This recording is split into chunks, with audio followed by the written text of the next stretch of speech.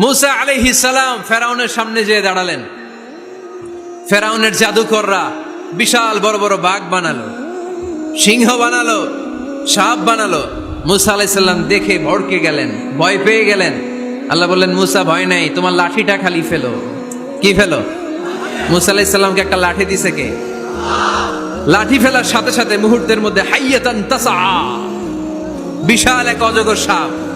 এই বিশাল অজগর সাপ ফেরাউনের জাদুকরদের বানানো সব ভাগ, ভাল্লুক, সিংহ আর সাপগুলো রেখে বিশাল ফানা ধরে আছে।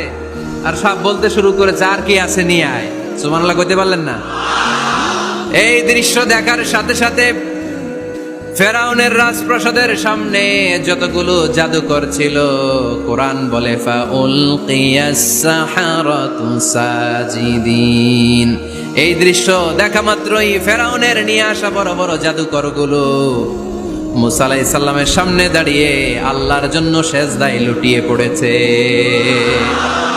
ফাউলকিয়াস সাহারাতু সাজিদিন, সেজদায় লুটিয়ে পড়ে ঘোষণা দিল, আমি ফেরাউনরে মানি না, আমি কোন নাস্তিককে মানি না, আমি মুসার রব, হারুনের রব, বনি ইসরাইলের রব, আল্লাহর জন্য সেজদায় লুটিয়ে পড়লাম। চিল্লায় পড়েন আল্লাহু আকবার।